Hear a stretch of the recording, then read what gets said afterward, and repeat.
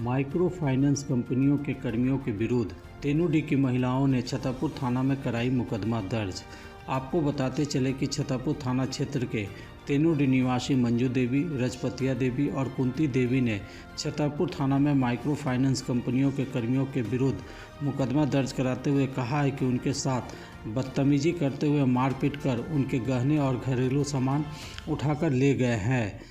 प्राथमिकी में रजपतिया देवी ने कहा है कि छतरपुर में चल रहे सुकन्या फाइनेंस कंपनी के कर्मी पंकज कुमार के द्वारा किस्त की राशि नहीं देने पर सोने की छुछिया छीन कर ले गया, जबकि ग्रामीण कोटा फाइनेंस कंपनी के कर्मी के द्वारा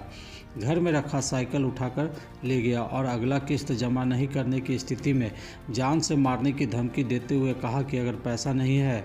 तो फांसी लगाकर आत्महत्या कर लो, हम इंश्योरेंस कंपनी से लोन की राशि वापस ले लेंगे। वहीं रजपतिया ने कहा कि सुकन्या कंपनी के कर्मी के द्वारा उसकी 2 चौकी उठाकर ले गए, जबकि तेनूडी की कुंती देवी ने आवेदन में लिखा है कि फ्यूजन माइक्रो फाइनेंस के कर्मी अनीश राज के द्वारा उसे उज्ज्वला योजना के तहत मिली रसोई गैस सिलेंडर, चूल्हा और बहू को मायके से मिली मिक्सी मशीन जबरन घर से उठाकर ले गए। वहीं उत्कर्ष फाइनेंस कर्मी के द्वारा घर में रखा चौकी और सोने की छुछिया छीनकर ले गए,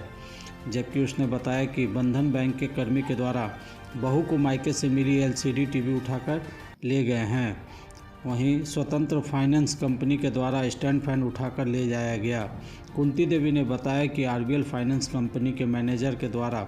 जान से मारने की धमकी दी गई और घर गिराने की धमकी दी गई। तेनूडी गांव की रहने वाली मंजू देवी ने आवेदन में लिखा है कि उसे भी उक्त कंपनी के कर्मियों के अलावा 19 दिसंबर को BSS फाइनेंस कंपनी के कर्मी के द्वारा फ़ोन कर घर गिराने और जान से मारने की धमकी दी गई है। उक्त तीनों महिलाओं ने बताया कि माइक्रो फाइनेंस कंपनी के कर्मियों के द्वारा घर का एक सामान ले जाने के बावजूद हम सभी महिलाओं पर मानसिक और आर्थिक रूप से इतना ज़्यादा दबाव बनाया जा रहा है कि जिससे परेशान होकर गांव की लगभग 25 महिलाएं आत्महत्या करने पर उतारू हो गए हैं। थाना प्रभारी रमेश चंद्र हजाम ने कहा कि महिलाओं के द्वारा दी गई आवेदन के आधार पर मुकदमा दर्ज कर अनुसंधान किया जा रहा है।